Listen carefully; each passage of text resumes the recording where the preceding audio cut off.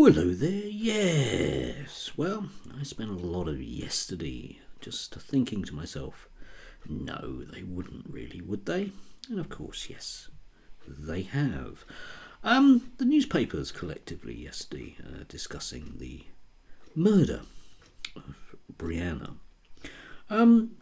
tended to sort of reel back with their usual bigotry because it wasn't the day for it, because the judge very explicitly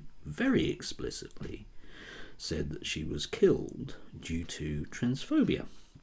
And that has certain implications if you're in the media, or in certain bits of the media at least, of course. I mean, the coverage of the comments was fairly neutral, but it didn't stop other people from deciding that they were just going to do what they're going to do.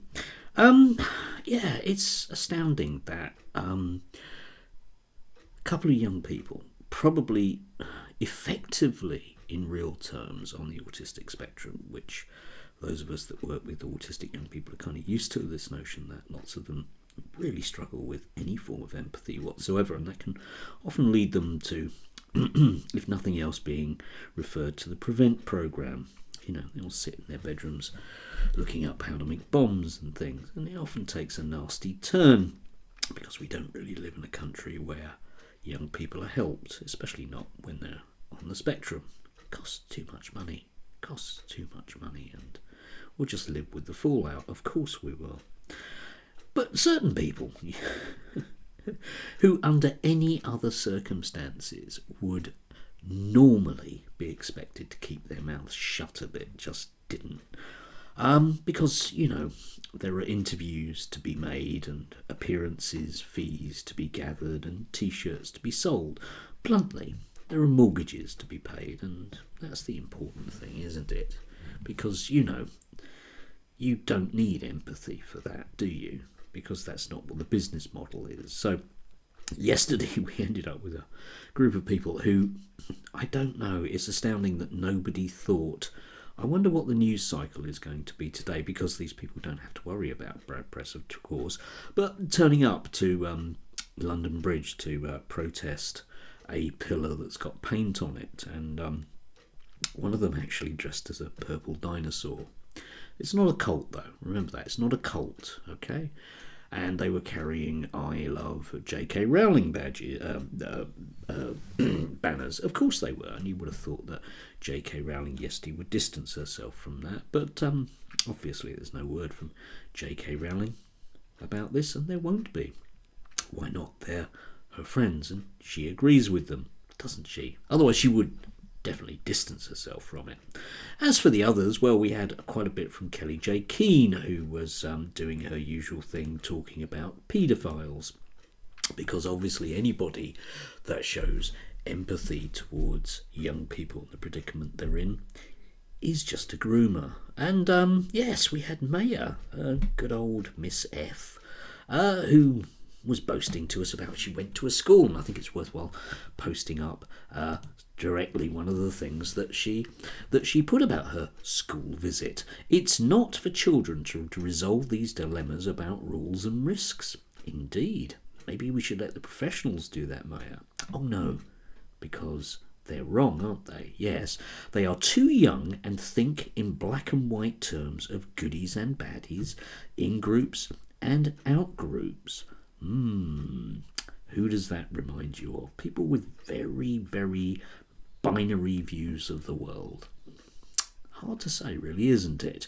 While already falling into the habit of discounting women's interests, of which, if you read that piece on Twitter, she gives no particular examples of, except obviously that is what it is. It's all about women's interests, but, not those women's interests. We can just throw them under the bus, and it doesn't really matter what happens to them, because they aren't us. In group, out group, black, white, goodies, baddies. Yeah, obviously. The Free Speech Union managed to jump up and down about their favourite little case at the moment, which I do have a feeling is going to backfire on them, of a Geordie football fan that they've decided they're going to put their full weight behind. But I'm thinking that quite a lot of tweets from Geordie football fan are going to show that they're something more than just a football fan and a concerned feminist. But they decided to launch their new website, which contains these 4 nice conversations with people you definitely want to hear from. So there's, there's Helen Joyce, of course there is. Let's have a chat with her. That'll be nice. Platform her. I wonder what she does for a living. Well, she's a transphobe, isn't she? There's Douglas Murray, of course, and what does he do for a living? Well, he's a racist. That's basically his job. And we've got Kathleen Stock, who's everyone's favourite academic that doesn't appear to do anything academic. And then we have somebody, we've got Jack D, who can just be bang on about comedy because magically comedy isn't funny anymore. Well, there are lots of things in the world that aren't funny anymore, but one of them that's blindingly hilarious is the the grift that is the Free Speech Union, because they can never do anything wrong. You may notice this about them. Yeah, and of course we've had Graham Linehan, who manages to stick the knife into loads and loads of people, including feminists. So here we have him having a go at Ava, cult member using the death of a teenager to shut feminists up.